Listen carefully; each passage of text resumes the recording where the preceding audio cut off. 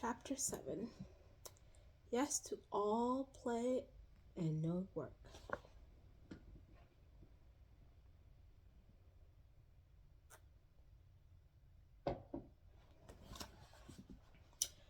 As the year of yes began to really go forward, something happened. I got busier and busier and busier. The more I said yes to things that challenged me, the more I had to leave the house. Saying yes had turned little cocoon me into a big social butterfly. I flew to New York City to see Kerry Washington guest host Saturday Night Live. I went to a private party of incredibly interesting people. I threw fundraisers for the Democratic National Committee. I helped host charity events. There were a lot of awards that year because now there were not only one show starring a black woman on Thursday night, there were two, and all three shows on Thursday were from Shonda Land. My publicist, Chris, was smartly taking advantage of the fact that I was saying yes and booking as many interviews as he could squeeze into my schedule. I did my first Good Morning America interview with Robin Roberts. I went with the cast of Scandal to The View. I was photographed by Annie. I did a live interview in front of an audience of the Smithsonian. I feel like I was everywhere. And I was everywhere it seemed, but not at home. Which makes sense. All things that would challenge me happen outside my home. Inside my home, doing just fine. At least I thought I was. I mean, I was still a hot mess mama. I was still working too much. I still need Jenny McCarthy to nanny both the kids and me. I still needed help. I still wasn't getting enough sleep. But I really thought I was doing fine. Except I started to feel irrelevant. In my own home. I'd come home and Emerson and Beckett would bounce my way, give me a nod, then continue playing. Like I was the nice neighbor lady visiting from next door. Or Harper would eye me with disdain when I asked her with which friend she was talking about, and I realized I'd missed a whole week's worth of discussions, a lifetime in tween years. And then I hit an emotional wall. One night I was all dressed up in the ball gown, hair and makeup done perfectly, borrowed diamonds shimmering on my neck and wrist, ready to head out to some event that I had said yes to. And as I walked through the foyer to the front, my daughter Emerson came rushing toward me. "Mama!" she was hollering. Sticky hands I reached. "Wanna play?" For a split second, it felt like time froze, like in one of those action movies where everything goes into slow motion, then split around just before the hero dude, because somehow in the time freezing slow motion spin around movies, it's always the dude. Kick someone's ass. But there's Emerson, her one curly tuft of hair bound onto the valiant attempt at a ponytail on the top of her head in a way that makes her look like Tweety Bird. She's frozen, though moving toward me in slow motion. Then the whole room is spinning around me, and I can see myself, the blue ball gown, the sticky hands, the child hurling their space in towards me. She asked me a question. "Wanna play?" I'm late. I'm perfectly elegantly dressed. Caroline made this gown. The shoes I'm wearing are some kind of navy lace that I found extremely painful, but damn, they look good on me. When I step out on the stage, the speech I've written for the spectacular event in tribute to a friend is funny and vibrant and moving. I knew it would be a special moment. Something the town would probably talk about the next day. My phone keeps buzzing repeatedly. It's Chris, my publicist. "I really should be arriving just about now, but wanna play?" There's that round face, big hopeful eyes. She got cupid lips. I could bend down, grab her hands in mine before she touches me, give her a soft kiss and tell her, "No, no, Mama has to go. Mama can't be late." I could. I'd be well within my rights. It wouldn't be unheard of. It would be okay. She understood. But in this frozen moment, I'm realizing something. She can call me honey. She's not calling everyone honey anymore. She's changing right before my eyes. The baby was on my hip that last Thanksgiving is going to be 3 years old on her next birthday. I'm missing it. If I'm not careful, she's going to see the back of my head heading out of that door, then she'll see my face. So in that split second, everything changed. I kick off my painful high heels. I drop to my knees on the hardwood floor, making the ball ground puffle up around my waist like some kind of navy confection. It's going to wrinkle. I don't care. Wanna play? She asks. Yes, I say. Yes, I do. And I grab those sticky hands in mine, and Emerson plops herself onto my lap, laughing as the gown flies up around her. When we arrive at the venue 15 minutes late, the navy ball gown is hopelessly wrinkled, and I'm carrying my heels in my hand, but I don't care. There's a hot pearl of joy in my chest that is warming me in a way I've forgotten was possible. That little fire inside of me has been reignited like magic. Let's not get carried away. It's just love. That's all it is. We played. Emerson and I played, and we were joined by Beckett and then later Harper. There was a lot of laughing. I gave my best reading of the finest book ever written. Everyone poops. There may have been some dancing and singing to made up funky disco version of head, shoulders, knees, and toes.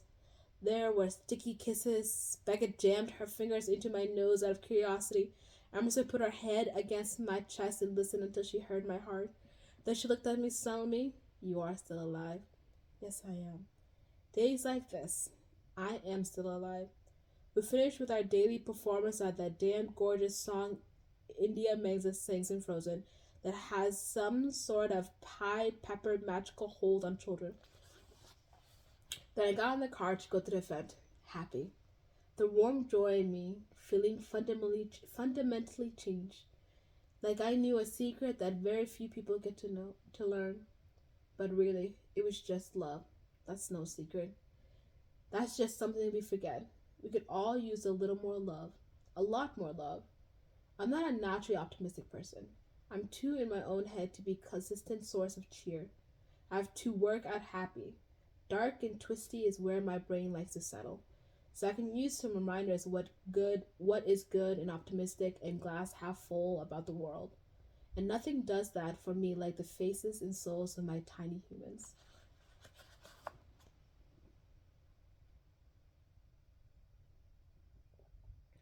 That night I came home and engaged in what I call the Hollywood single mom put the That night I came home and engaged in what I call the Hollywood single mom part of my evening, which involves my forcing the nearest wig human over 4 feet tall to free me from whatever dress and undergarment contraption my glam team trapped me in hours before. There have been times in New York where the task has fallen upon a very nice hotel maid. A couple times actors for my shows have saved me. Once in Martha's Vineyard, I was forced to ask the very proper older gentleman who was my driver for the afternoon. Are you judging? I see the look on your face. Uh-huh. What did I say at the beginning of this book? Well, you are definitely not gonna come up here all the way in the middle of this book and judge me. It was either ask or spend the night in the entire night sleeping in a white cocktail dress. This time, thankfully, I can ask my babysitter. There's a corset involved, and as soon as there's air flowing back into all parts of my lungs, I pull on a rope and go sticking my face around doorways to peek at my sleepy kids. Staring at each of my girls, I make a decision. Whenever Emerson or Beckett or Harper, in her own way, ask, "Wanna play?" I'm always going to answer, yes. Always. Because if I have to have a dress removed by a stranger, I should at least get to do something I enjoy. I should at least get to see the happy looking look on their faces. Get a little more love. And so that's what I do. I actually do it. Wanna play? From now on, the answer is always yes. I drop whatever I'm doing and I go to my children and I play. It's a rule. No, I've made it more than a rule. I made it a law. Canon, text. It's a religion. There's a strict obedience to it. Something that I practice with forever, with forever, imperfectly, but faithfully, unquestionably. Making it such a steadfast rule allows me to peel away some of the work pressure I put on myself. To know that I don't have a choice means that I don't feel any guilt stepping away from my workaholic tendencies. I feel no remorse dumping my purse and coat on the floor just as I'm walking out the door to head to the office when I hear those two magical words. Wanna play? Those two words have me out of my shoes and sitting at the tiny pink tea table, clawing a bunny or playing with an unfortunate one-eyed baby doll or staring at lizards in the garden in an instant. It's hard to nail down a tween. If you have one, you know what I mean. Vividly, I remember being 12 years old. I sometimes wonder how my parents allowed me to survive. How allowed me to survive. At that age, the existence of one's parents is nothing more than an embarrassment. Clearly, a 12-year-old is never going to say, "Want to play?" But with Harper, I've learned to look for the words and signs that means the same thing.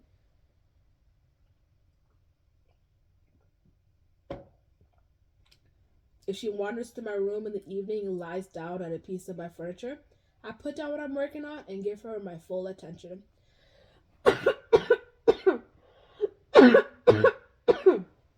Ooh, excuse me. Ooh, where was I? Okay. If she wanders to my room in the evening and lies down on any piece of my furniture, I put down what I'm working on and give her my full attention. Sometimes that pays off, sometimes it doesn't. But I've come to understand is that letting her know my full attention is available is more important than anything else. Also, I've discovered something about this tall, gaily girl I love so much that sometimes she has to say, "Please stop hugging me." So I will stop. I really like her. She's interesting. I'm discovering her. She's like an endless mystery. I can't wait to see how she's going to turn out. And may be different for you. Your happy place, your joy, the place where life feels more good than not good. It doesn't have to be kids. My producing partner, Betsy Bears, would tell me that for her, that place is her dog. My friend Scott would probably tell me that it's for him, it's spending time being creative. You may say it's being with your best friend, your boyfriend, your girlfriend, a parent, a sibling. It's different for everyone. For some of you, it might even be work, and that too is valid. This, yes, is by giving yourself the permission to shift the focus of what is a priority from the what's good for you over what makes you feel good. Wait, no heroin. Heroin is not your happy place. Just cross all drugs off the list. Are we clear? Okay? Find a good happy place, a positive one. I've shifted my priority. My job is still incredibly important. It's that playing with my kids is now more important than my job. In case the idea of doing this makes you nervous, makes you anxious, freaks you out, makes you think I'm an idiot, you might say, "That's all very nice for you, Shonda. You're the boss at your job, but I'm a cashier, so please tell me how I can turn my back on my job and still feed my family. Stupid TV lady with your lace shoes and your diamonds. I hope your chair squeezes your brains right out of your head." I agree with you. Whitney Houston, curling iron, solidarity. But here's the thing that I hope helps. Here's the thing that I learned very quickly. Nobody wants to spend that much time with me or with you. You know why? You aren't Taylor Swift or Curious George or Rihanna or the Muppets. I mean, that's a good way, a great way. I mean, that you can do this. I mean, no matter how busy you are, how hectic your life is, you can probably pull this off in some way. Emerson and Beckett only ever want to play with me for 15 minutes or so before they lose interest and want to go and do something else. It's amazing 15 minutes, but it's 15 minutes. After 15 minutes, I'm no one.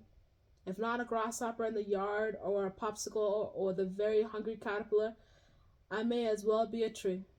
Most of the time, Harper only ever wants to talk or to me for 15 minutes, or well, sometimes less. I can pull off 15 minutes. I can totally pull off 15 minutes of uninterrupted time, even on my worst days. Uninterrupted is the key.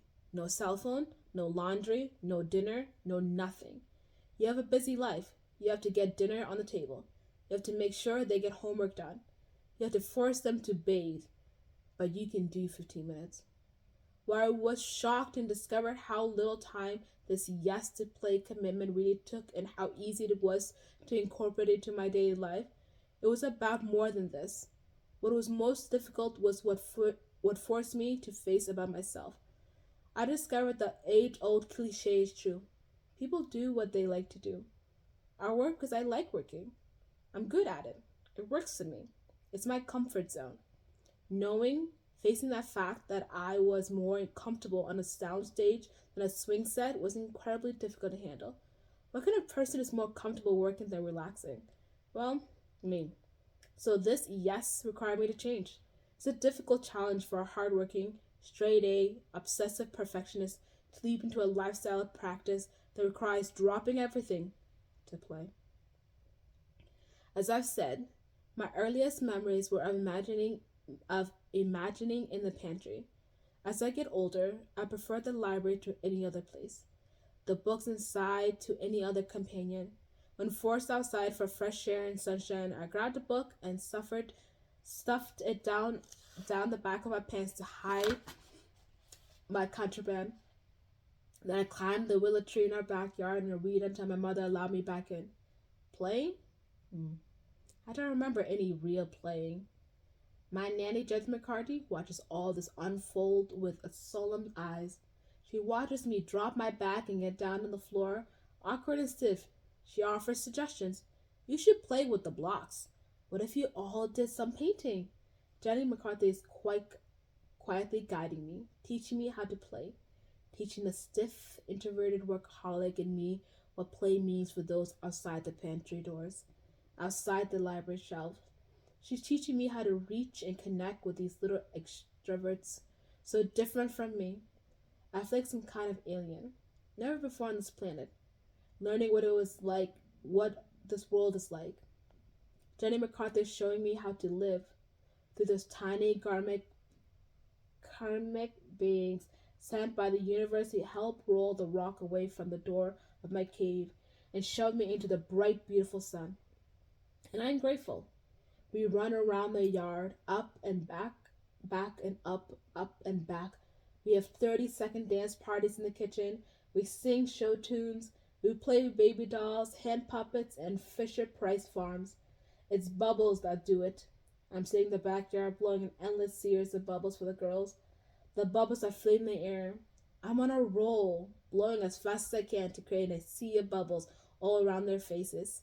They're squealing, popping bubbles and tasting bubbles and chasing bubbles.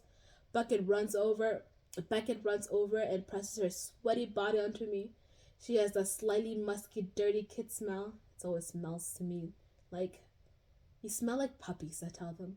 And suddenly a painting is hung back on my wall. My mother is in the backyard tending to her big round roses. Big round roses.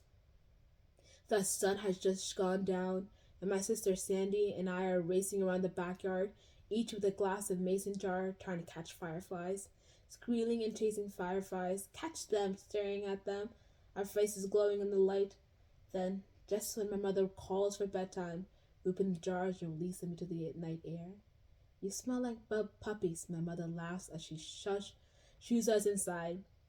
So now my memory stands corrected. I used to play. When I was this age, I played. I was happy. I liked it. I smelled like puppies. I was a puppy party. I played. I don't know why I ever stopped. I suddenly find that I start asking myself the same questions that children ask me. Want to play? Yes. Yes, I do. But in order to do so, I know I have to make some real changes. I make a rule that I will not work on Saturdays or Sundays unless it's an emergency or unless the show is filming. I've been guilty of working straight far too many weekends in order to get ahead. There's no such thing. The work is always there in the morning. I changed the bottom of my email signature so this is now reads, please note, I will not engage in work emails after 7 p.m. or on weekends. If I am your boss, may I suggest put down your phone? And then I do what seems impossible. I actually stop answering emails that arrive after 7 p.m. I have to turn off my phone to do that. But I do it. I have incredibly expert people working for me who run our sets. Learning to step back and let these people have the pleasure of doing their jobs without me peering over their shoulders has been great for them and for me both. I make a vow to come home by 6 p.m. every night for dinner. If an issue is happening at work, I can find a way to come home from 6 p.m. to 8 p.m. to be with the kids and then hop on my computer and work from home after that. Technology should be making it easier and easier for this to happen. I'm not perfect at it. In fact, I fail as often as I succeed. But I know now is that this downtime is helping to relight that this. In fact, I fail as often as I succeed. But I now know is that this downtime is helping to relight that little spark inside. It's helping my creativity in the long run, helping me tell the stories my work needs me to tell. I give myself permission to view this downtime as essential. It's hard to do. It's hard to feel. I deserve any time to replenish the well when I know everyone else is working hard to. Except once again, there's Dolores in my kitchen. Shonda, what happens when you get sick? What happened that time you threw your back out? That time you had the flu? We don't like to talk about it at work. It's like tempting fate. But Dolores means when I go down, the show goes down. If I go down, eventually things in Sound Lane come to a halt. Because of that track laying, this has happened. The stories originated with my brain, and if they can't come out of my brain, no one can even begin to lay tracks. And the track can't be laid, the train can't roll. It's the same with Kerry Washington, Viola Davis, Elena Popo. If one of them goes down, so goes the show. The cameras can't roll without them. It makes it incredibly essential to keep it good shape. Ellen, who seems to have more stamina and determination than anyone ever seen, once said that making 24 episodes of networking television is like running a marathon 24 times. Since season 1, she has treated herself like an athlete in training. Ellen believes that to do her job well, she should take care of herself, inside and out. Ellen approach becomes my inspiration. I decided I decide maybe it's time I start thinking the same way about my job. For me, that means that if track is going to be laid, I need some time to play. Want to play? Home by 6, no phone after 7. Try not to work on the weekends. Then I expand it.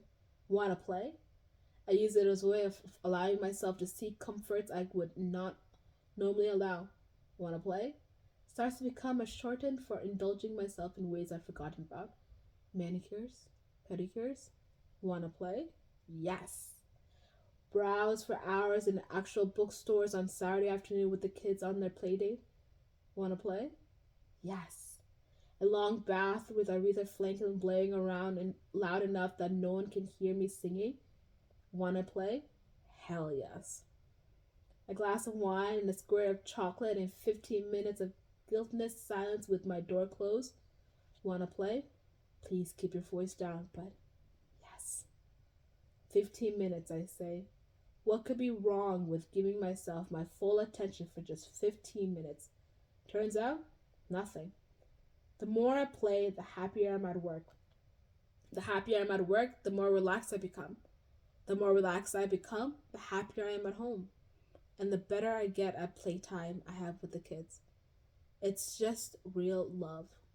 We could tell us a little more love. We could all use a little more love. A lot more love. For the kids. For me. This is the best yes. Wanna play? Yeah.